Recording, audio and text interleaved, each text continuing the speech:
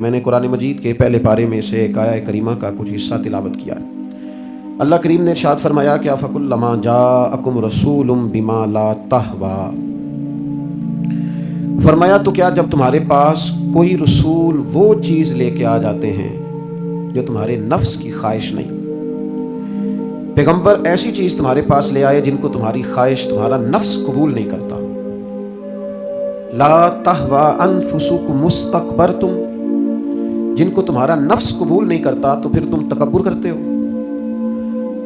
تمہارے نفس پر وہ چیز گراں گزرتی ہے، تمہاری خواہش کے وہ چیز خلاف ہوتی ہے، تمہاری مرضی کے مخالف ہوتی ہے، پھر وہ تم اس سے تکبر کرتے ہو۔ ففریقاً کذبتم، تو ایک گروہ ان میں سے انبیاء کو جھٹلاتا ہے، معاذ اللہ، ایک گروہ کیا کرتا ہے، نبیوں کو جھٹلاتا ہے، نبیوں کو، اور دوسرا اس سے بھی آگے بڑھ جاتا ہے، وَفَرِيقًا تَقْتُلُونَ، اور ایک گروہ ان کو شہید کر دیتا ہے۔ انبیاء کرام علیہم السلام کی جو تعلیمات ہوتی ہیں وہ کامل، اکمل اور مکمل ہوتی ہیں۔ انبیاء کرام علیہم السلام معصوم ہوتے ہیں۔ نبیوں میں معاذ اللہ نہ ظاہری طور پر کوئی نقص ہوتا ہے نہ باطنی طور پر نقص ہوتا ہے۔ اللہ تعالیٰ انبیاء کرام علیہم السلام کو بڑے قبیلوں میں پیدا فرماتا ہے، ان قبیلوں میں جو اس دور کے اندر لوگوں میں بڑی قدر کی نگاہ سے دیکھے جاتے ہیں ان میں نبی آتے ہیں۔ انبیاء کرام کو اللہ تعالیٰ حسن و جمال دیتا ہے، قد و قامت دیتا ہے، ان کو اللہ تعالیٰ پر وجی چہرے دیتا ہے، کامل تعلیمات دیتا ہے۔ اور سب سے بڑی بات یہ ہے کہ انبیاء معصوم ہوتے ہیں، ان کے اندر کوئی نفسانی خواہش ہی نہیں ہوتی، نبی کوئی خطا کرتے ہی نہیں، کامل مکمل اکمل تعلیم نبی لے کے آتے ہیں۔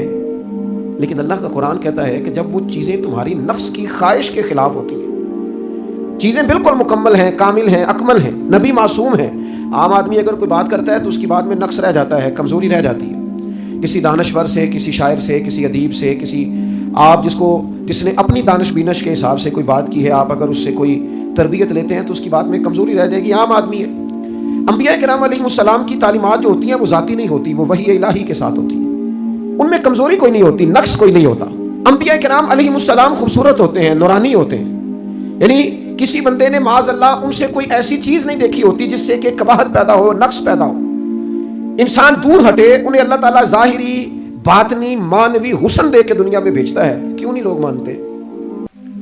950 سال حضرت نوح علیہ السلام نے تبلیغ فرمائی، اور میرے بھائی 1.5 دن میں بندہ تھک جاتا ہے، اکتا جاتا ہے، ہف جاتا ہے، عام آدمی کی بات کر رہا ہوں۔ 950 سال تبلیغ کی، اور تبلیغ کرنے والا بندہ کامل ہے، مکمل ہے، اکمل ہے، دردمند ہے، سونا نہیں ماننے لوگ، کیوں؟ قرآن کہتا ہے اس کی وجہ یہ ہے کہ چیزیں وہ ہیں جو ان کے نفس کی خواہش کے خلاف ہیں، جو یہ ان کے نفس کی اور باطنی جو خواہشات ہیں ان کے مخالف ہیں، نہیں مانتے۔ حضرت موسیٰ کریم علیہ السلام بنی اسرائیل کو نجات دینے کے لیے آئے تھے، راحت دینے کے لیے تشریف لائے تھے، لیکن آپ ان کے مطالبات دیکھیں، جس قدر تکلیف دی، کبھی کہتے تھے نہیں مانتے جب تک اللہ کو اعلانیہ نہ دیکھ لیں، کبھی وہ کوئی مطالبہ لے کے آ جاتے، کبھی وہ پانی کا مطالبہ کرتے اور کہتے 12 چشمے الگ الگ چاہیے، کبھی وہ من و سلوہ کا مطالبہ کرتے، کبھی کہتے من و سلوہ تو آتا ہے پر ایک جیسا کھانا ہے، ہمیں تو الگ الگ چاہیے، وہ اجناس چاہیے جو زمین سے اگنی ہے۔ حضرت موسیٰ خوبصورت تھے، نورانی تھے، پروجی تھے، اور کمال یہ ہے کہ رب کے اتنے پیارے ہیں جن سے رب کلام فرماتا ہے، لیکن قوم ہے کہ تسلیم کرنے کو تیار نہیں، ماننے کو تیار نہیں۔ فقط اتنی بات ہے کہ وہ تعلیمات وہ ہیں جو ان کے نفس کی خواہش کے خلاف ہیں، اور ذرا سا انہیں موقع ملا، حضرت موسیٰ علیہ السلام 40 دنوں کے لیے کوہ طور پہ تشریف لے گئے تو پیچھے سے ایک بچڑے کی پوجا شروع کر دی، جناب کلیم واپس آئے تو پھر طرح طرح کی ہیلے بازیاں۔ حضرت یوسف علیہ السلام کا تو حسن مشہور ہے نا، ساری دنیا جانتی ہے نا کتنے سونے تھے، تو کیا اتنا خوبصورت آدمی بھی کنویں میں ڈال دیا جاتا ہے؟ کیا اتنا حسین آدمی بھی بازار میں بیچ دیا جاتا ہے؟ کیا اس قدر شخص جو ظاہری باطنی طور پر نورانی ہو، اس شخص پر بھی الزامات دھر کے جیل میں ڈال دیا جاتا ہے؟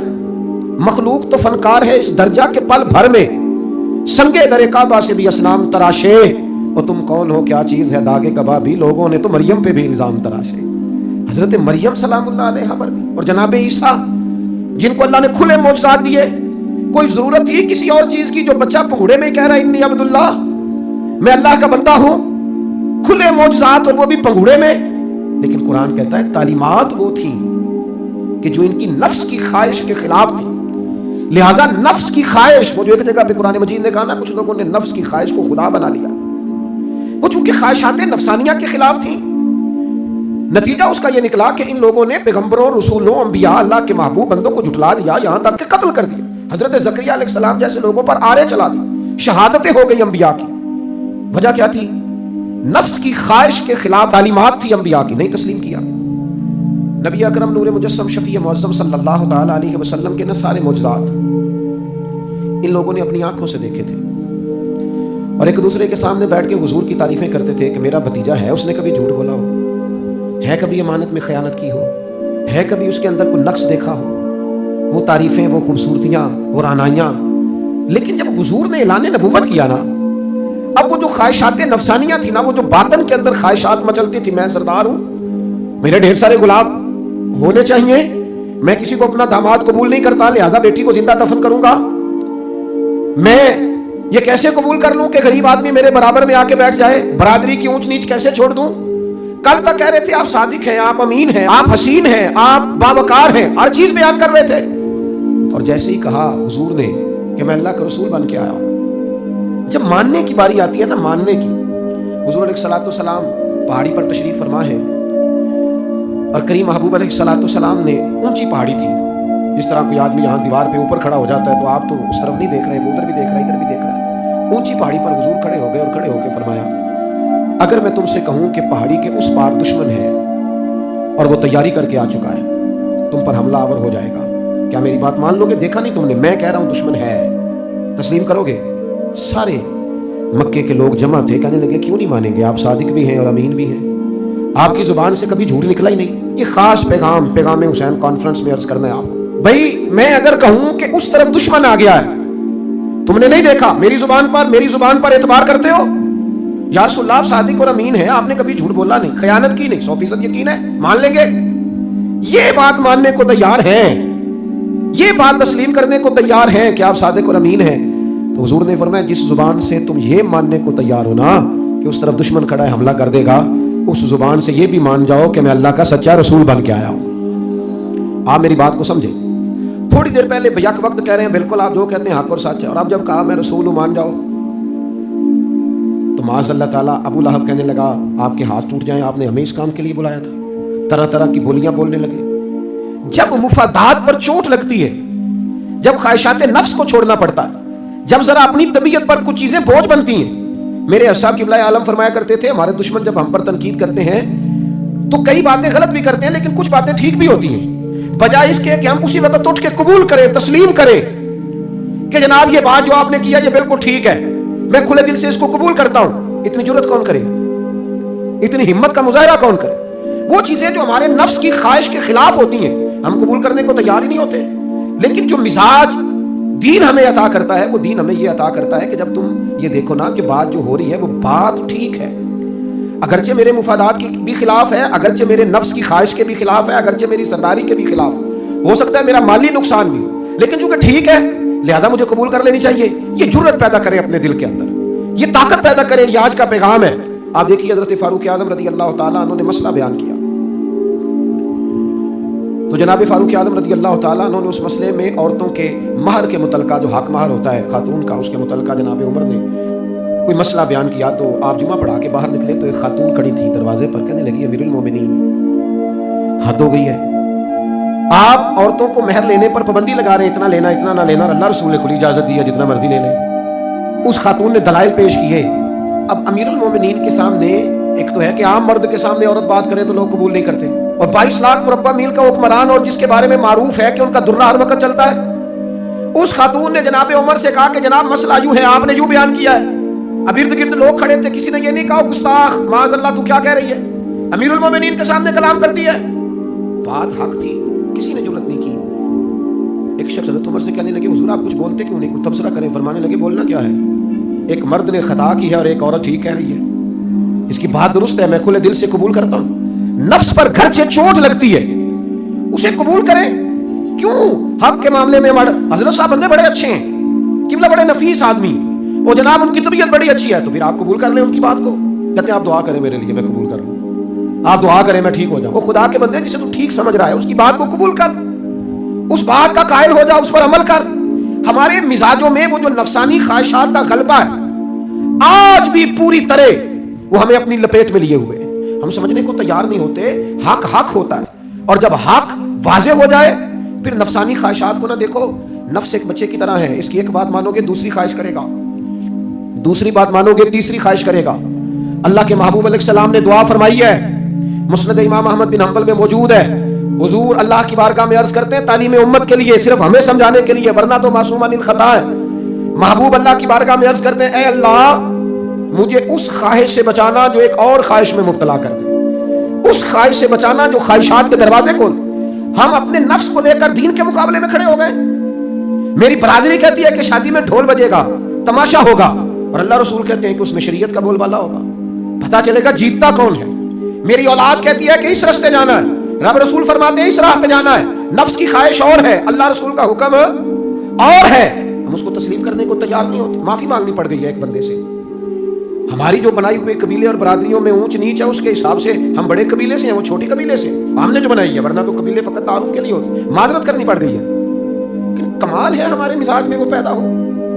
अल्लाह रसूल को राजी करने के लिए थोड़ी देर अपने नफ्स को कुचले, मुमकिन है ऐसा हो? करते ही नहीं ऐसा, मिजाज नहीं बनाया। हमारे नफ्स की ख्वाहिश के मुताबिक अगर चले, फिर सारा आप यकीन करें, लोग उस्तादों के पास जाके इज्जत और प्रोटोकॉल ढूंढते हैं, पीरों के पास जाके इज्जत और प्रोटोकॉल ढूंढते हैं। ऐसी जगहों पे जहां प्रोटोकॉल देने की बारी थी, वहां भी लेने के चक्कर में पड़ जाते। दीनी कामों में अगर 4 लोग एक जगह पे इकट्ठे किए जाते हैं ना, यहाँ दीनी काम कर लो, तो वहां झगड़ा शुरू हो जाता है। दीनी काम तो करना है पर आगे कौन लगेगा? दीनी काम तो करना है पर उसमें सरबराही किसको मिलेगी? दीनी काम तो करना है, उसमें नाम किसका होगा? उसमें बड़ा कद किसका शुमार किया जाए? इस तरह कौमें आगे बढ़ती हैं। अहले हक इस तरह होते हैं, सबसे आगे अपने नफ्स को रखा जाए, फिर इंसान का इनकलाब आ जाए। ये कैसे मुमकिन है?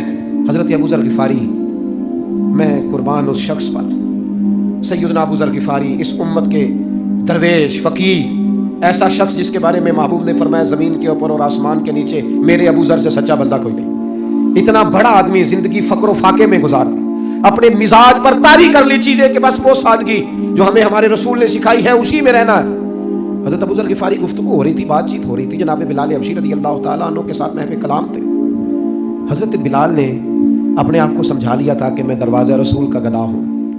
कुछ लोग ना गुलाम में बेदाम होते हैं, बेदाम। हमारे यहाँ ना कुछ लोगों का प्रोटोकॉल होता है, और कुछ लोग ऐसे होते हैं जो सुबह से लेकर शाम तक झाड़ू दे रहे होते हैं, खिदमतें कर रहे होते हैं। मैं आपको सही मानों में बताऊँ तो असल हकदार वो होते हैं लोग, असल ड्यूटियाँ उन लोगों की होती हैं। हज़रत बिलाल हबशी ने तय कर लिया था कि मैंने बस नौकरी करनी और तवज्जो से करनी है। और मैं आपको दिल की बात बताऊं, मैंने बड़े कैमरे देखे अपनी ज़िंदगी में, मैंने बड़ा कुछ देखा थोड़े वक्त में। मैं आपसे अर्ज़ करूं, वो बड़ी मज़ेदार ज़िंदगी होती है जिसमें इंसान थोड़ा पीछे बैठा हुआ होता है, जिसमें ना बहुत सारे काम हैं। मैं थोड़े दिन पहले एक जगह जमात कराने के लिए खड़ा हुआ, जमात एक साहब ने जमात की वीडियो बनानी शुरू कर दी, बाद में मुझे दोस्त बताने लगे, वो खुदा के बंदे, इबादत तकरीर में कभी रोना आ जाता था, दुआ में रोना आ जाता था, मैंने ज़ब्त करना शुरू कर दिया, छोड़ दिया। लोग आंसू बेचने लग जाते, पीर साहब रो पड़े। पीर साहब किस बात पे रोए? ओ खुदा के बंदो, पीर को माफी ले लेने दो अल्लाह रसूल से, अपने लिए, अपने संगियों के लिए अल्लाह के हुजूर इसे आंसू बहाने दो। कोई चीज तो कैमरे से बाहर रहे, कुछ चीज तो। क्या खूबसूरत लफ्ज है मौला अली शेर खुदा के, फरमाते हैं उसे मुबारक हो जिसे थोड़े लोग जानते हैं, उसे मुबारक हो से सबूत न पूछो मैथों, भलाए नजरे करम कद होई, ए मैं जाना या दिल बर जाने गैर न जाने कोई, मैं मिस्कीन पुराना खादम किसे दर मिली न ढोई, ये ते वासफ यार ने नज़र जो की थी ते वासफ वासफ ही हुई। ये तो उसका फैसला है, हमारे लिए मकाम में शुक्र है, हर मकाम पर शुक्र गुजार हैं, आजिज़ी करते हैं। लेकिन जो मुआशरे का माहौल बन गया, यानी एक बंदे से भी आप बगैर कैमरे के मुलाकात ही नहीं कर सकते। वो ज़ियारत करने आता है और वो साथ कहता है 30 सेकंड का मैंने क्लिप भी बनाना है, वो तो ज़ियारत हो गई, खत्म हो गई बात। ये कौन सी ज़ियारत है जो तूने कैद भी करनी है साथ? खुदा का खौफ करे, क्या किस तरफ हम जा रहे हैं? बहरहाल आमदाम बरसरे मतलब हजरत बिलाल हबशी ने तय कर लिया था अपनी जिंदगी में सादगी, पीछे पीछे रहना है। वो शोहरत से बचने वाला पीछे पीछे रहता है, और मेरा जी चाहता है सारी गज़लें उस जालिम के नाम करें। कुछ लोग तय कर लेते हैं मैंने पीछे पीछे रहना है, उनके ऐलान किए जाते हैं, बुलाया जाता है, फिर भी पीछे निकल जाते हैं। जो अर्ज़ करना चाहता हूँ, हजरत सैयदना बिलाल हबशी ने तय कर लिया था। एक दिन किसी बात में ना हो जाता है राय का इख्तलाफ, राय के इख्तलाफ को कभी मुखालफत ना बनाए, अपनों से इख्तलाफ हो तो इख्तलाफ राय रखें, राय दे, हुक्म कभी ना दें।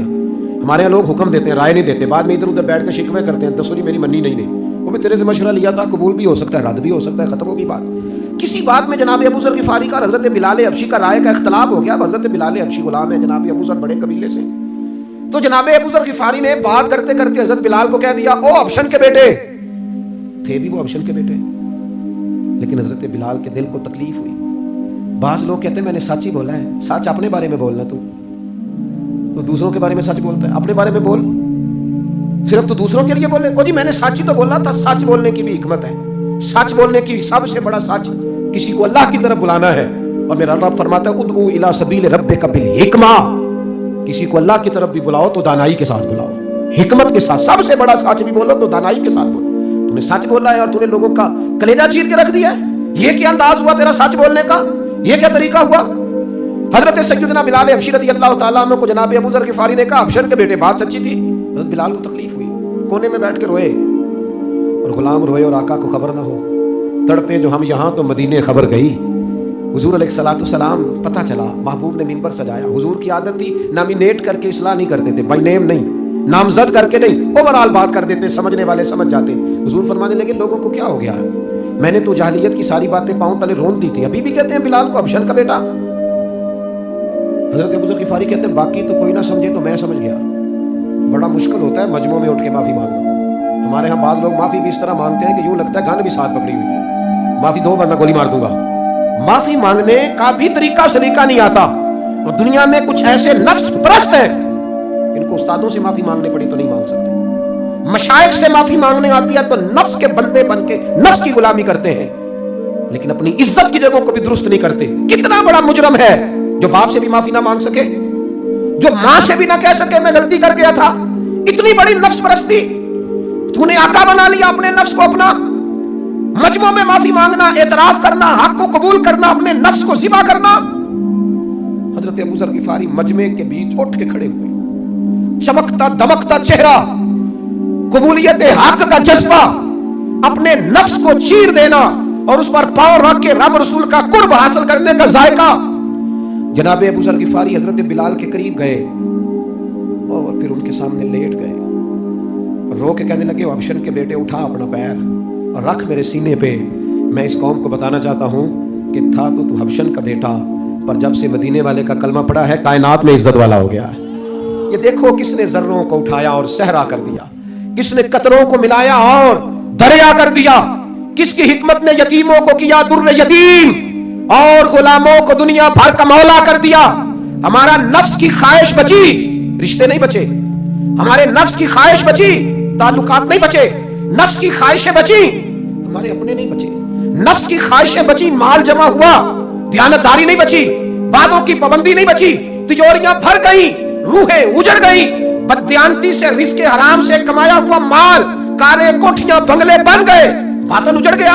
اس لیے کہ نفس کی خواہش پوری کی.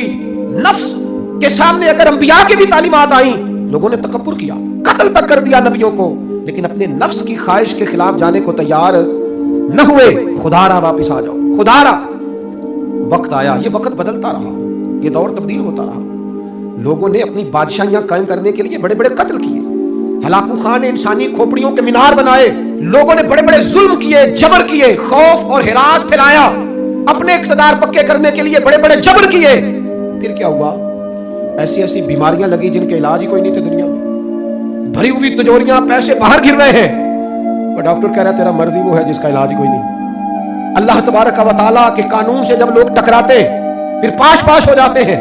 وقت گزرا, ٹائم یزید کا آیا. وقت گزرا تو ٹائم عبید اللہ ابن زیاد کا آیا, ٹائم شمر کا آیا. 1450 سال گزرنے کے بعد اس ہزاروں کے مجمع میں سے ایک ایک بچے کو حدیث یاد ہے کہ حسن اور حسین جنتی جوانوں کے سردار ہیں. بتاؤ یزید کو نہیں آتی تھی؟ شمر کو نہیں پتا تھا؟ کلمہ تو پڑھتے تھے نا. یہ عبید اللہ ابن زیاد کو نہیں پتا تھا؟ نبی پاک علیہ السلام کے کندھوں پر حسنین رہے, ان سب کو پتا نہیں تھا؟ یہ جانتے نہیں تھے کہ یہ وہ حسنین کریمین ہیں جن کو حضور سنتے تھے, فرماتے تھے یہ میرے پھول ہیں دونوں. کیا بات رضا اس چمنستان کرم کی, زہرا ہے کلی جس میں حسن اور حسین پھول.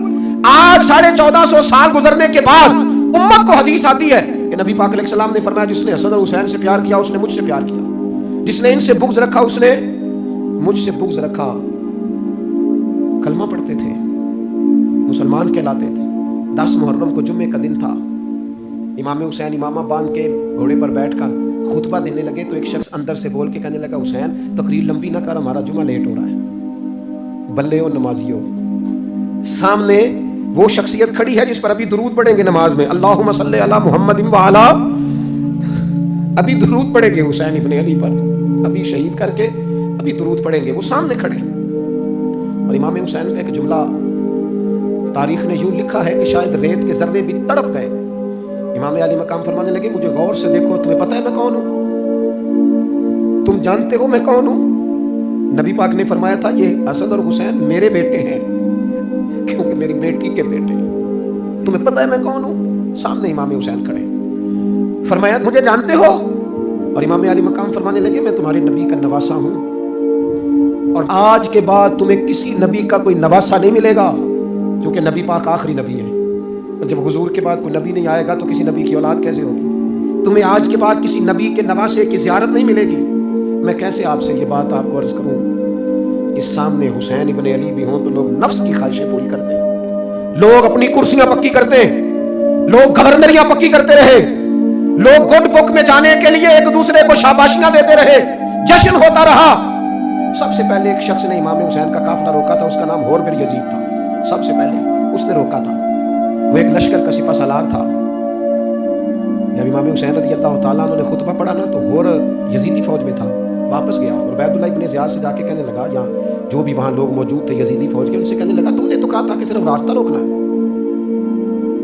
तुमने तो कहा था कि सिर्फ इनसे कुछ मनवाना है, तुमने तो जब मुझे भेजा था तो कहा था कि बाद थोड़े मामलात हैं। ओए सच बताओ, नबी के नवासे को शहीद करोगे? तुमने तलवारें निकाल ली हैं, नेज़े निकाल लिए हैं, तीर निकल आए हैं, तैयारी मुकम्मल है, मुझे सच बचाओ, क्या हुसैन इब्न अली की गर्दन पर खंजर चलाने लगे हो? सैयदा फातिमा का जिगर पारा शहीद होगा, क्या यह खबर सच है? यूं होगा? तो कहने लगे, हाँ यही हुक्म है हमें, यही तैयारी है, यही प्रोग्राम है, यही प्लान है, यही होगा। कहने लगा, मैं और आप तो मदीने वाले रसूल का कलमा पढ़ते हैं, तो क्या महबूब के नवासे को ज़िबा करोगे? जनाब अली अकबर को, जिनका चेहरा रसूल पाक से मिलता है, हजरत कासिम बिन हसन को, जनाब अली के बेटों अब्बास बिन अली को, हजरत अली के बेटे अबू बकर बिन अली को, हजरत अली के बेटे उमर बिन अली को, हजरत अली के बेटे ये भी 3 करबला में मौजूद, हजरत उस्मान इब्न अली को, इनको शहीद करोगे? ने कहा, हाँ तैयारी हो गई है। तो सबके ज़मीर मुर्दा नहीं होते। हाँ हाँ, बड़ी बड़ी सख्त जगहों पे फूल उगते हैं। उन्होंने जब इनसे कहा कि तुम्हारा पक्का इरादा है, का पक्का इरादा है, तो उसने कहा, ये ज़रा पकड़ो, ये ओहदा पकड़ो, मुझे तुम्हारा दिया हुआ ओहदा नहीं चाहिए, हुसैन के नाना की दी हुई जन्नत दरकार है, ये रखो अपने पास, मुझे तुम्हारा। एड़ी लगाई उसने और दौड़ा और इमाम हुसैन के कदमों में गया। कहने लगा, हुजूर मैं मुजरिम हूँ, मैं खताकार, मैंने सबसे पहले आपको रोका था और मुझे कसम है अल्लाह की, मैं जानता नहीं था इनका इरादा क्या है।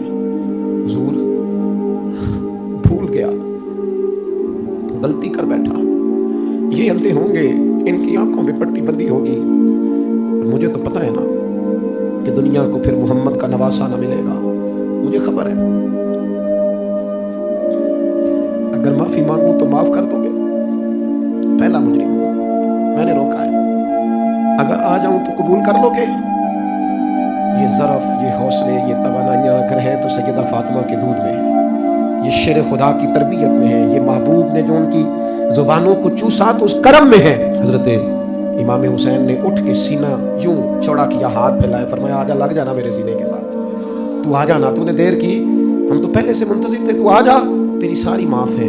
होर के मुकद्दर जागे इमाम अली मकाम के लश्कर में शामिल हुआ। बाज़ ने लिखा है, जो लोग इब्तदा में शहीद हुए इमाम हुसैन की तरफ से, उनमें होर शामिल। खुदारा, कुछ ख्वाहिशात, कुछ नफसानी बातें छोड़ दो, सारा दिन अपने आप को ही मनवाते रहना। अपनी जिद के सामने लोग बड़े बड़े इदारे तबाह कर देते, बड़ी बड़ी जमातें तबाह हो गई, बड़े बड़े आस्ताने खैर के टूट गए, लेकिन हमारी अना, हमारी जिद, हमारा तकब्बुर, हमारी अपने लिए ख्वाहिशात ये खत्म ना हो सकी। इमाम हुसैन रज़ी अल्लाह ताला अन्हु को जिन लोगों ने शहीद किया, उन्हें हुजूर का खून नजर नहीं आया, नफ्स की ख्वाहिशें नजर आई, जायदादें नजर आई। लेकिन पता है कमाल क्या है, हमेशा जो लोग हक कबूल करते हैं ना, अल्लाह ताला उन्हें ये इज्जत अता करता है। 2-4 बातें मेरी ज़रूर लेके जाना, यही लंगर है आज पैगाम हुसैन कॉन्फ्रेंस का। देखो, आपके वालिद आपको जो समझाते हैं वो ठीक है, या जो आप कह रहे हैं वो ठीक है, गौर करो। आपके असातिज़ा और मशाइख जो आपको कहते हैं वो ठीक है, या जो जिद आपने लगा लिया वो ठीक है। और सबसे बढ़कर अल्लाह रसूल का हुक्म ज़्यादा मौसर है, या जो आपने अपनी मर्जी से चीज़ें तय की हैं वो ज़्यादा मौसर। اپنی نفسانی خواہشات کو تھوڑی دیر کے لیے کنٹرول کرو، اپنے آپ پر تھوڑی دیر کے لیے پابندی لگاؤ، ایک ایک کر کے اپنی خواہشات کو کچلو، زندگی کے اندر کچھ ایسی چیزیں پیدا کرو جس سے روح تازہ رہے، دل تازہ رہے، طبیعت تازہ رہے، دین بچا رہے۔ جتنی طلاقیں ہوتی ہیں نا معاشرے میں، ہم سے اگر دن میں 100 لوگ مسئلہ پوچھتے ہیں تو 95 طلاق والے ہوتے ہیں، سوائے اس کے کہ نہ میاں ہارنے کو تیار تھا نہ بیوی ہارنے کو تیار تھی، بلاخر رشتہ ہی ہارا، دونوں کے ہوتے ہوئے بچے یتیموں جیسی زندگی گزارنے لگے۔ تھوڑی دیر کے لیے لوگ چپ نہیں کیے، سارا کچھ ختم کر لیا۔ اپنی مزاج کے اندر، اپنی طبیعت کے اندر تحمل پیدا کرو، بردباری۔ میں ایک دفعہ بہت پریشان تھا، حالات کچھ عجیب رخ اختیار کر کے بہت پریشان تھا، تو میں ایک بزرگ کی خدمت میں حاضر ہوا، میں نے کہا دعا فرمائیے گا، تو مجھے کہنے لگے سیدہ زینب کی سیرت پڑھو۔ تو میں نے پہلے دن آ کے کتاب کھولی نا، تو دربار دمشق میں جو جناب زینب نے کلام فرمایا نا، انسان ٹوٹ جاتا ہے، لیکن انسان حق پہ ہو کہ اگر گلا بھی کٹا لینا تو اس کا مزاج طاقتور رہتا ہے، روح طاقتور رہتی ہے، اسے محسوس ہوتا ہے کہ میں کمزور نہیں پڑا۔ یزید نے جب کوئی بات کی نا دمشق کے دربار میں، تو حضرت زینب پیچھے بیٹھی تھی پردے کے لوگوں کے درمیان، اس نے جب کوئی بات کی تو جناب زینب وہاں سے اٹھ کے، ہماری خواتین ہر بات پہ روتی ہیں، دو کہیں کہ ختم ہی نہیں ہوتے، جناب زینب پیچھے سے اٹھیں پردے کے پیچھے سے، اور جب اپنی گرجدار آواز میں انہوں نے گفتگو شروع کی تو وہاں ایک نابینا بزرگ بیٹھے تھے جو مولا علی شیر خدا کی بارگاہ میں حاضری دیا کرتے تھے۔ جب سیدہ زینب نے خطبہ شروع کیا نا تو وہ بزرگ چونک گئے، اور وہ نابینا تھے تو ساتھ والے آدمی کا گھٹنا ہلا کے کہنے لگے علی آ گئے دربار میں، علی کی آواز ہے، علی بول رہے دربار دمشق میں، وہ زینب کا خطاب منبر پہ علی بول رہے ہو جیسے، علی آ گئے، وہ گرج آواز میں، وہ تنتنا، وہ دبدبا، وہ وفاداری، وہ ان کی بات میں صداقت، کانپ گئی ہر چیز دربار کی۔ اور امام زین العابدین بیمار بھی تھے، مسافر بھی تھے، پریشان بھی تھے، لیکن جب یزید سے انہوں نے کہا نا مجھے خطبہ دینے دے، تو چند منٹ گفتگو کی امام زین العابدین نے، تو کہنے لگا اذان پڑھو جماعت کرائیں، اس لیے کہ ان کی باتوں میں وہ حق ہوتا ہے۔ میں دیکھتا ہوں ہماری سب کی اپنی اپنی خواہشیں ہیں، اپنے اپنے رویے ہیں، اپنا اپنا مزاج ہے۔ اگر لوگوں کو کسی جگہ بھی ملکی، ملی اور دینی پروگرام کے لیے جمع ہونے کو کہا جائے، ہم تیار نہیں۔ کیا کیا جاتا ہے ہمارے ساتھ؟ ہمارے ضمیر اس لیے خریدے جاتے ہیں کہ ہم خواہشات کے بندے ہیں۔ الگ الگ کر کے کسی کو کہا جاتا ہے تیرا کاروبار چمک جائے گا، کسی کو کہا جاتا ہے تیرا وہ نظام ٹھیک ہو جائے گا، الگ الگ کر کے لوگوں کو خرید لیا جاتا ہے۔ لیکن اگر خواہشات تھوڑی ہوں، اللہ کی رضا پر چلنے کا جذبہ زیادہ ہو تو میرے عزیز زندگی آسان ہو جائے گی۔ میں تو امام علی مقام رضی اللہ تعالیٰ عنہ اور یزید کے معاملے میں ایک ہی بات سمجھا ہوں، سب کو پتا تھا یہ حسین ابن علی، سب کو پتا تھا حق ان کے ساتھ ہے، سب جانتے تھے ان سے زیادہ عظمت کسی کی نہیں، لیکن اپنے نفس کی خواہشوں پر کنٹرول نہیں کر سکے۔ پوری امت کا اس وقت مسئلہ ضروریات کا نہیں، خواہشات کا ہے۔ 2 قدم پیچھے ہٹیں خواہشوں کے لیے، 4 قدم آگے بڑھیں دین کے لیے۔ 2 قدم پیچھے ہٹیں اپنی خواہشات کو چھوڑیں، 4 قدم آگے بڑھیں ملک کے لیے، ملت کے لیے۔ 2 قدم پیچھے ہٹیں اپنی خواہشات کو چھوڑیں، 4 قدم آگے بڑھیں نظریے کے لیے اور فکر کے لیے اور امام حسین کے پیغام کے لیے۔ آج میں آپ سے گزارش کروں گا، اگر انام بچاؤ گے تو روحانیت نہیں بچے گی، اگر نام بناؤ گے تو کام نہیں ہوگا۔ فاضل بریلوی نے کہا تھا بے نشانوں کا نشان مٹتا نہیں، ہمارا تو مٹتے مٹتے بھی نام ہو ہی جائے گا۔ اپنی زندگی سے نفسانی خواہشات کو نکال دو، ورنہ یہ بڑے بڑے فضیلت معاب لوگوں کے سامنے بھی کھڑی ہو جاتی ہے، بے ادب کرتی ہے، بندے کو یہ گستاخ بناتی ہے معاذ اللہ۔ بڑی جگہ انسان زیادتیوں پہ، آج بھی کچھ لوگ کہتے ہیں فلاں آدمی اتنا نیک ہے تو پھر فلاں بندہ مخالفت کیوں کرتا ہے؟ میں نے کہا جو نبیوں کی مخالفت سے باز نہیں آئے، جو صحابہ کی مخالفت سے باز نہیں آئے، اہل بیت کی مخالفت، جو حسین ابن علی کے سامنے کھڑے ہو گئے، ان ایک آدمی کس کھاتے میں؟ اللہ کا قرآن کہتا ہے یجاہدون فی سبیل اللہ ولا یخافون لومۃ لائم ذالک فضل اللہ یؤتیہ من یشاء۔ کچھ لوگ اللہ کے راستے میں جہاد کرتے ہیں تو لوگ ان کی ملامت بھی کرتے ہیں، انہیں برا بھی کہتے ہیں، پر وہ کسی کی پرواہ نہیں کرتے۔ یہ ان پر اللہ کا فضل ہے، اور یہ فضل رب جسے چاہتا ہے اسے عطا کرتا ہے۔ آپ حضرات آج اس محفل سے یہ لنگر لے کے جائیے گا کہ کہیں میری روحانیت کے سامنے میری نفسانی خواہشات تو نہیں کھڑی ہو گئی۔ تھوڑا سا 2 قدم پیچھے ہٹنا ہے، ہم نے امام علی مقام سے فیض لینا ہے، امام حسین کی عظمتوں کو سلام کرنا ہے۔ سر اٹھا کے جینا چاہتے ہو تو امام حسین کا طریقہ اپنا لو، ان کے رستوں کے مسافر بن جاؤ۔ زندگی وقار کے ساتھ گزرے گی، خودداری کے ساتھ گزرے گی، عزت نفس کے ساتھ گزرے گی۔